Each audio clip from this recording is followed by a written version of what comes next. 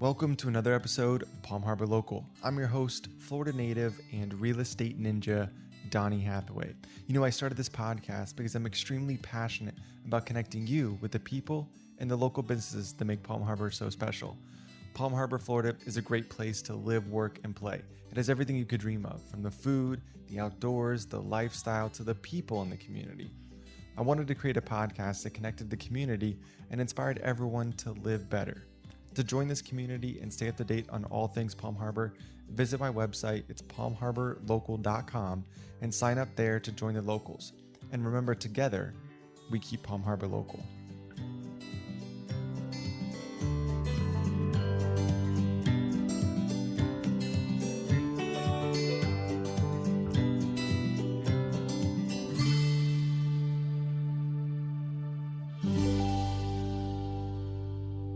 All right, so welcome back to another episode of Palm Harbor Local. On today's episode, we are sitting down with Brandon Dill from Fuse Lenses. Welcome. Thank you. Thanks for having me. Yeah, man. So why don't we start with just like what you guys do at Fuse Lenses, and then I want to dive into, like we've talked about before, kind of your story and like how you got started with the company. Okay. We make high-end sunglass lenses that we get directly to the end user, so the customer. The most popular way that that's done is through replacement lenses. A customer will buy lenses for their Oakley or Ray-Ban frame. We custom cut lenses to fit those frames, send them directly to the customer, and then the customer will pop them in themselves. We also make prescription glasses. We make regular sunglasses complete. So any way that we can get our lenses to our customers. Yep. And so what's great about that is, and you replaced some lenses of mine. So I had some Maui Jims and that were all scratched up, beat up and everything. And instead of having to go out and buy a new pair of sunglasses and spend, $200, Yep. like I can just come in and grab some new lenses and they look the exact same. Yeah, exactly. I mean, Maui Jims are upwards of like $350 now, $400. Yeah. So yeah, our replacement lenses start at about $25. The most expensive that we have are $75, and they're like top of the line. I don't want to try and get sued by Maui Jim, but they're some of the best lenses in the market. We'll say that. Yeah, there you go. So how did so take us back to the beginning of Fuse Lenses. The company's been around for what, 10 years now? Yeah, about 10 years. And so how did you get started? How did this all start? I was running a wholesale lab that made prescription glasses for a bunch of different doctors' offices, like ophthalmology practices. We were doing only prescription. I ran that lab. My boss was an accountant. He didn't have an optics background or anything. I had this neighbor that was like needing a new pair of sunglasses. He banged up his old Spy Optics, a brand of sunglasses. He banged them up pretty bad and was asked me if I can get him a pair of Spy Optics sunglasses. I didn't happen to have an account with Spy, so I wasn't able to get those. And he was like, man, I wish there's something I can do. It's just scratched up lenses. I was like, well, I can make lenses. That's what we do. The way we make prescription lenses is much more expensive than making non-prescription. So I was like, let me see if I can source something that's pre-made with no prescription, and all I have to do is cut them down for you. Sure enough, I found something that's called finished stock, is what that term is in the optical industry. Cut him a pair of polarized gray lenses for his Spy Optics frames, and he was a firefighter. Took him back to his fire station. Was like pumped that he fixed his glasses. Told all his buddies at the fire station. Like the next day, I had like 4 more orders. They're like, we have drawers full of sunglasses with scratched lenses we just can't wear anymore, but like can't bring ourselves to throw these away because they cost so much. Yeah. So next day I had a bunch of orders. Thought this might be like a good eBay business, like selling aftermarket parts type of thing, and just kind of started there. Yeah.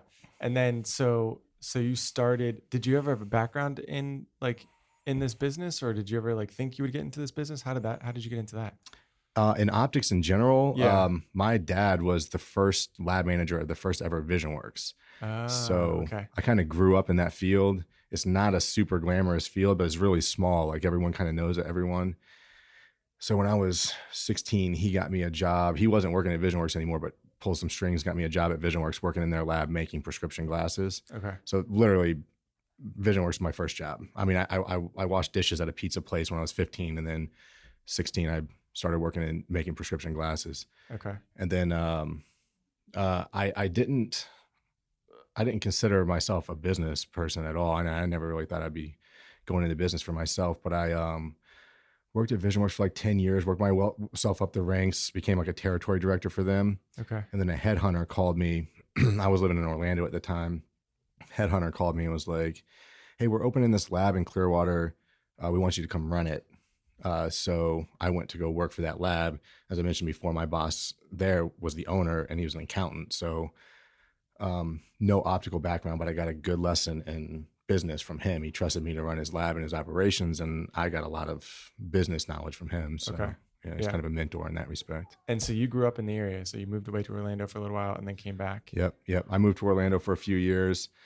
My mom lives in Orlando. I was born in Orlando. Okay. Moved to Pinellas County when I was 18 months old. Okay. With my dad, and we, I was raised in this area. Moved away in my 20s to Orlando for 3 years. I could not wait to get back here, man. I love the beaches too much. Yeah. It's still right. Orlando's Florida, but it's totally different vibe and experience in Orlando for sure. I feel bad for people whose only experience of Florida is Orlando. It's like so much better over here, right? On any of the coast in Florida, right? Yeah, totally different. Exactly. So tell me about like growing the business and how like what was the thought process behind like, okay, I got some orders in, maybe this is a business here. Like, how did you transition to like, okay, yeah, I'm going to do this and commit to this full time? Yeah, I was just trying to hustle. I just wanted to make some money on the side. I had a baby and just wanted to make some extra money. I never thought that this would be a business, like an actual business. We were selling a couple pairs of lenses a week. Okay. And so there was never like a real business plan or anything. I just, started cutting lenses and actually using my boss's facilities to cut the lenses and then packing them up and shipping them out at night. And it just kind of gradually grew and grew and grew. We were kind of forced into growth. Yeah. Where did you start selling them? Like if it was it just word of mouth and locally, or? It was eBay first, and there was just nobody else doing it. We're like creating a niche, so crazy. It was niche enough that, people would type in maybe like how to replace scratched sunglasses, and the only way to fix scratched sunglasses is to replace the lenses. Like you can try and rub toothpaste on them, but that doesn't work. Yeah. So, I think it was just kind of like this gradual thing. I mean, when we were first started, we only sold photochromic lenses. They were, they turned from clear to gray. Oh yeah. Because I had an account with my old job that gave us free photochromic non-prescription lenses. Okay. So I'm like, well, these are free. I'm just gonna sell these on eBay and see what happens. And so like when we first started, we only sold those, and it was like, all right, we got enough sales now to buy our first $100 worth of gray polarized lenses, And so we sold gray polarized lenses, and then we just kind of everything we put back into that business. I didn't quit my job for a long time. I ran that business on the side for a long time before I quit. Yeah. How big was like Fuse Lenses before you like jumped into it full time? We were doing a million in revenue. I had a year. I had 6-7 employees. And like still working your full-time job. Yep. And then obviously this is another full-time job. Yep. We opened up shop. So the lab I was running was right around the corner from my shop now, because I wanted to be close. So like if a machine broke down, I could just like go fix it on my lunch break and then come back. And, it just got to a point where it was obvious that like the more time I didn't spend on Fuse, the more opportunity we were losing. Yeah. And, so I went to my boss one day and was like, hey, that little side business I started? Cause he knew about it. He's like, yeah. I'm like, we're doing $1 million a year in sales. And like, I need to put some more effort into this and try and grow it, but I gave him a year's notice. I gave him 6 months full time, and then started weaning off for the last 6 months, like to, eventually going to a day a week. And then it was just like, all right, I'm good to go. So I tried very hard not to burn that bridge. And I took that last year and really doubled down on learning his financial strategies to run his company, because he's an accountant. He's been in business for a long time. So I learned as much as I could from him before jumping ship. Yeah.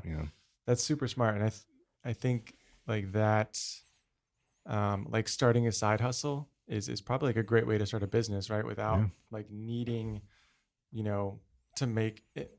I think we talked about this before when we first met, right? The idea of like you have your bills and everything taken care of, so you can take risk or invest everything back into this other company, this other business that you're starting, um, and you probably grew a lot faster. Maybe not because you weren't spending a lot of time in there, but you might have had a lot more struggles and stuff if you jumped into it full time and needed to make money from day one.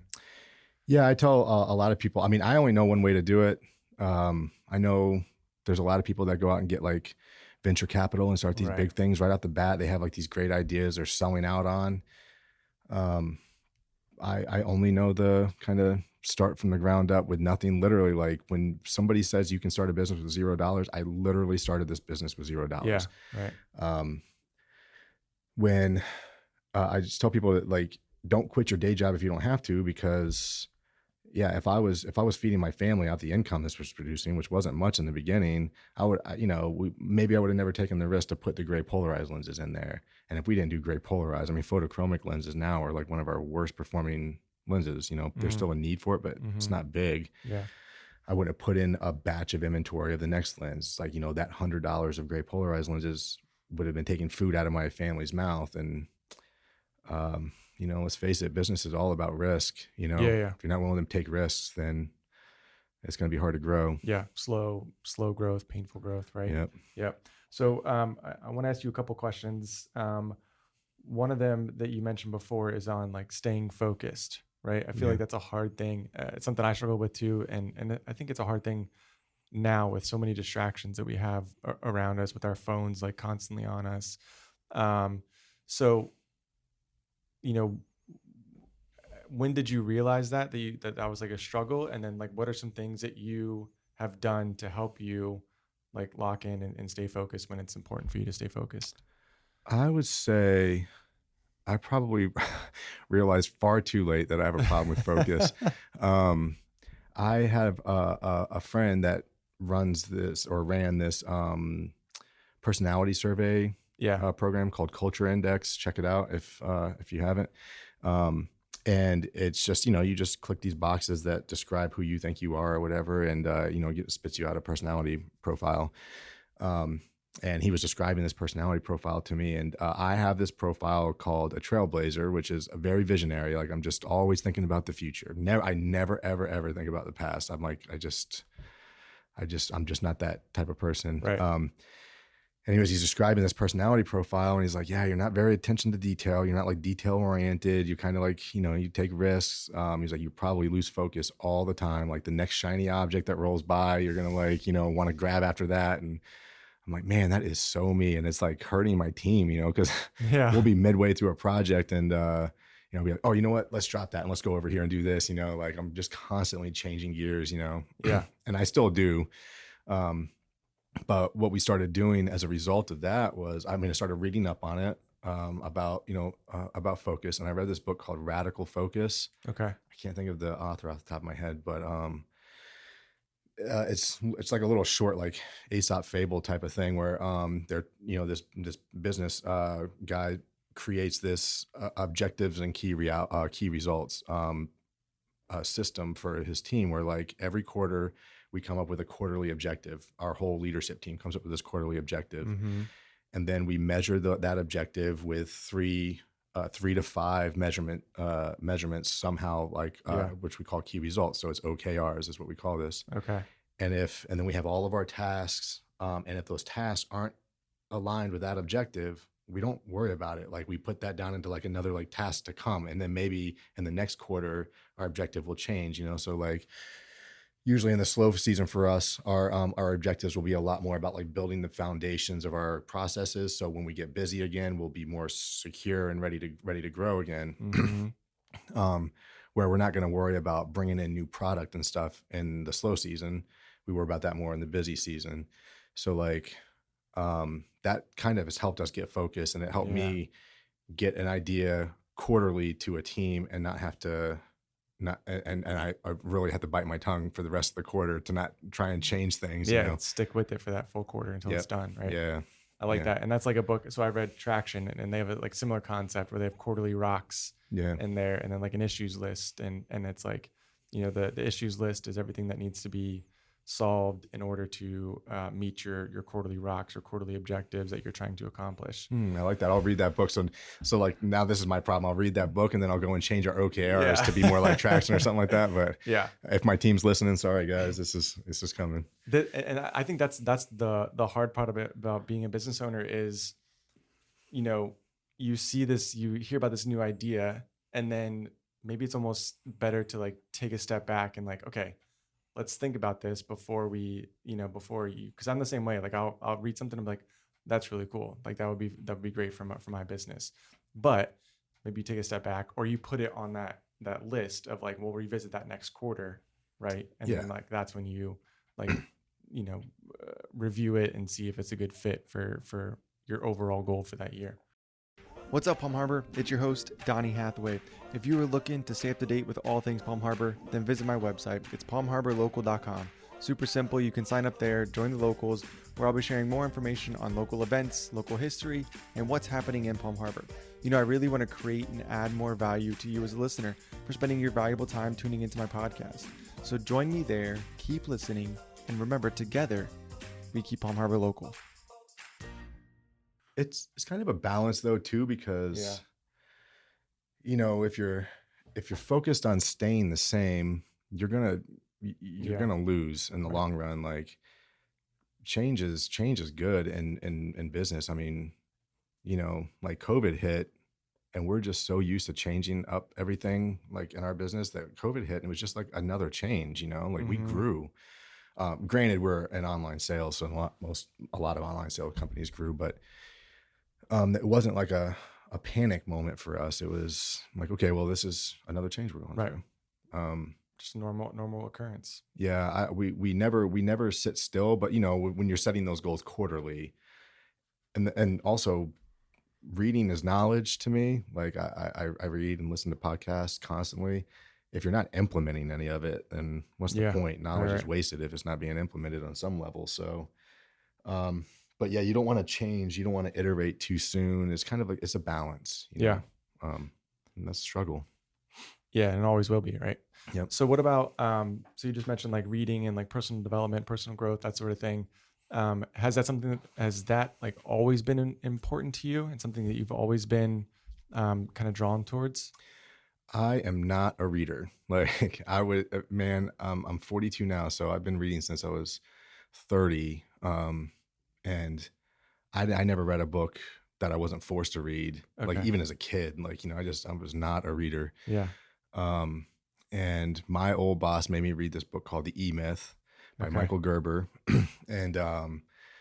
And I thought that was a really interesting book, but it took me forever. It probably took me 6 months to read that book. Like just, a couple of lines at a time. And the more I read, the more I started getting, value out of it. And the easier it became. I still can't read fast. I still only read a couple of paragraphs that are a couple of pages at a time. I don't understand how somebody can sit for like 2-3 hours and read, but the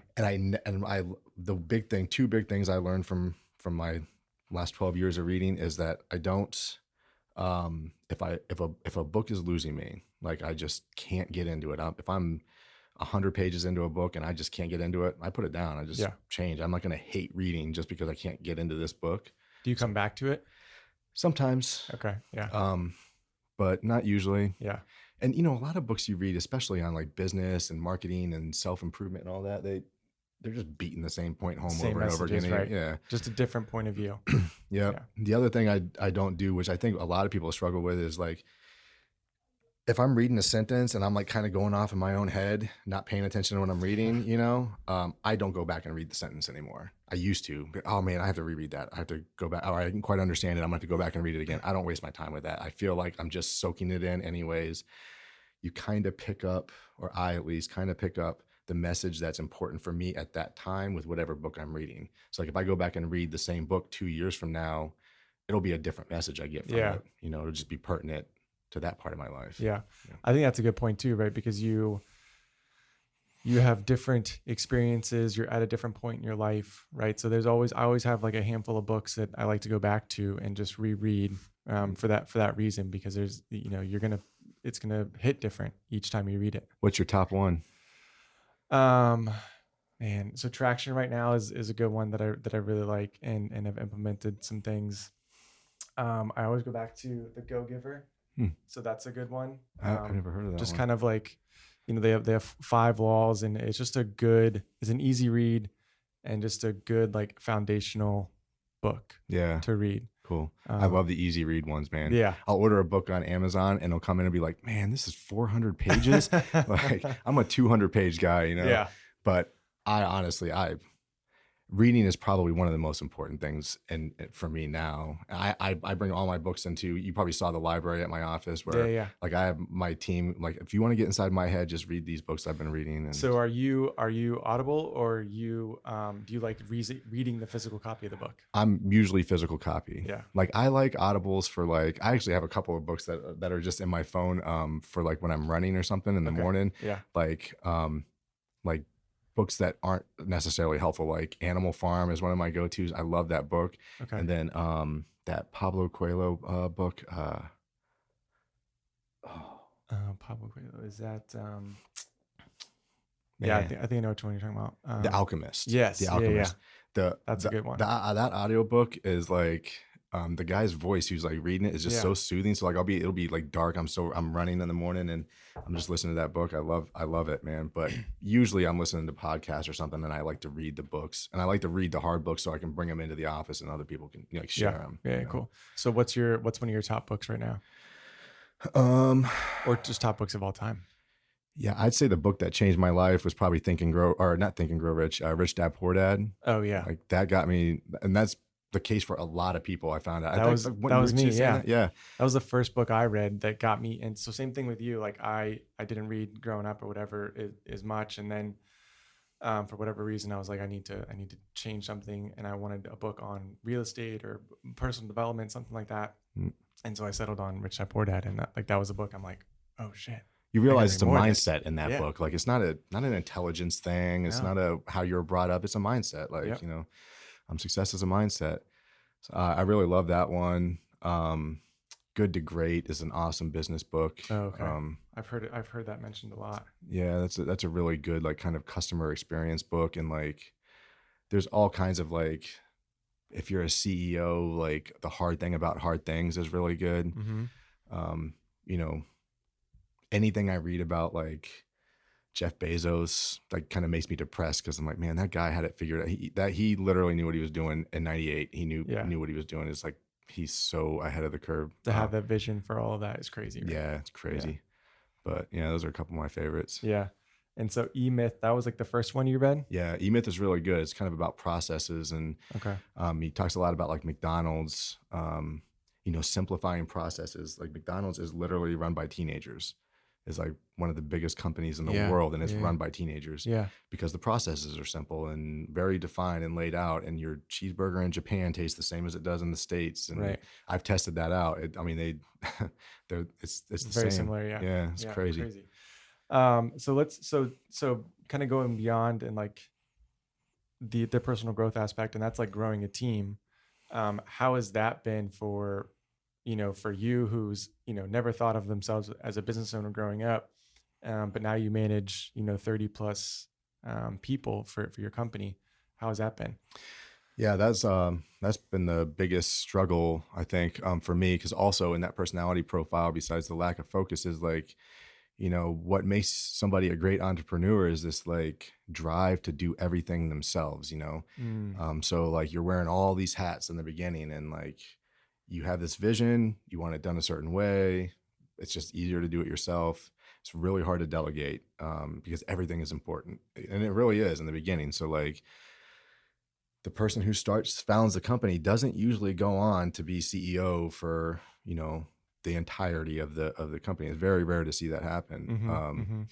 And a lot of that is the transition from like this entrepreneur spirit to like this team leadership spirit, where like, your growth is going to depend on other people.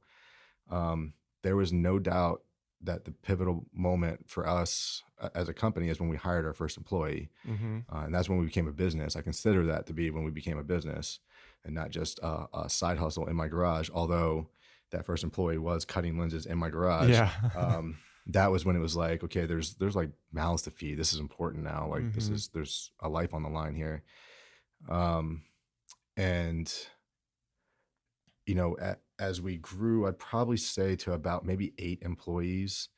I could see every time we added an employee, we would grow. It was like, you know, we would just grow. It was like changing the size of a fish tank. Grow. Okay. Yeah, we would grow bigger because we added more people. That stopped at a certain point, by the way. Don't like just unnecessarily hire people. Yeah. But we would grow to a certain size, and at about 8 people, I was still in charge of everything. I mean, I was doing everything still. I was like kind of just saying, like, you know, it was easy to communicate. You can effectively communicate with 8 people. When we got over that though, it became very obvious that like people weren't talking to each other. There was like starting to be like rifts in between, like there wasn't departments, but you know, rifts between people and jobs that needed to get done. And communication became like this very obvious thing that needed to happen. And I just was so overwhelmed, you know,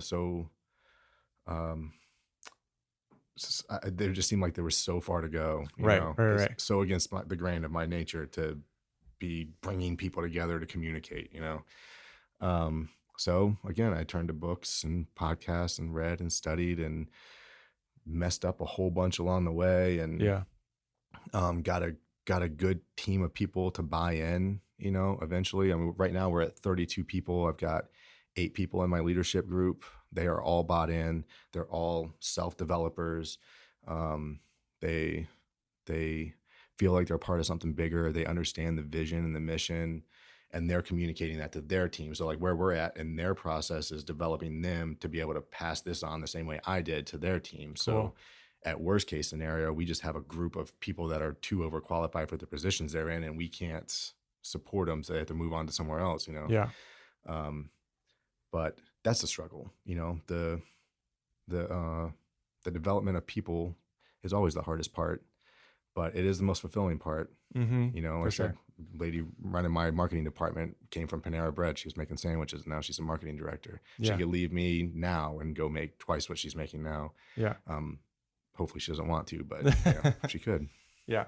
So, so reading and just, you know, I want to touch on like what you just mentioned too about failing. Like you just tried a bunch of things. You pulled tips and stuff from books and other people around you, and then just tried to implement them, failed, learned what worked, you know, and what didn't, and moved on. I think that's an important piece of like being okay with failing and trying, you know, new things. Yeah. I think most of being a leader is just kind of like being able to communicate. I mean, everything comes down to communication always, and how you do that, hopefully productively and like positively. Even if you're counseling someone through a termination, you know, like there's a right way to do it, you know. And then taking the blame, you know, like I don't know, I've got amnesia. Like I said, I never think about the past, so I'm perfectly suited for that position, you know. Like I mean, go ahead and blame me. I'm willing to make the big calls because I just don't feel pain from the embarrassment of a failure. It's to me, it's part of the learning process. You know? Yeah. Is that a trait like you always had that you felt like you had growing up, or something you kind of learned just from growing the business? I think I always had it. Yeah. I'm very competitive. Yeah. So like in the moment, a failure will hurt me. Stings a little. Yeah. Yeah. But I almost look for it now. I look for the areas we fail, so we know where we can improve. Yeah, you know? Where you can grow from that. Yeah, I like it. So one thing I want to kind of wrap up with, and this will be fun too because you grew up in the area, but I always like to ask everyone like what's their favorites, like local spots, whether it's a business, whether it's a park, you know, whatever. Like if you had a day to yourself, like what are you doing? Where are you going? Man, I do so much. I'm like a hobbyist. I'm not good at anything. I just do a lot of stuff. But like, we take the boat out a bunch. Okay. We love taking the boat out just to the islands or stuff. I'm a spear fisherman, so like I've got a buddy I go spear fishing with all the time. Like we go 50 miles offshore. I don't know his dives, like his spots. He would kill me if I gave him away anyways. But and then my wife and I got e-bikes recently, and I guess probably about a year ago. But we ride those things everywhere, man. We go all the way to Tarpon Springs. We go all the way to Clearwater Beach. Yeah. I live right by downtown Dunedin, so we spend a lot of time there. Okay. And then Palm Harbor. Yeah. I know Ben from Devine got mentioned on this Yes. by Mitch.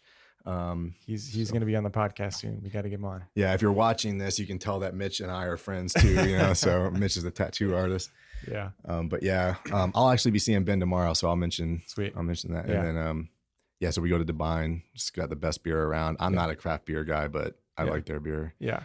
So, and the Pinellas Trail is so cool too, man, because we've cool. spent so much time just like biking up and down, like you said, Dunedin to Tarpon. Yeah. There's just so much you can do, like right off the trail. It's cool. Yeah, exactly. Yeah. So awesome, Brandon. Well, I appreciate your time today and appreciate you joining us, man. Thanks, man. It was fun. Yep. Thanks a lot. Thank you again for listening to another episode of Palm Harbor Local. I really hope you got a ton of value out of today's episode.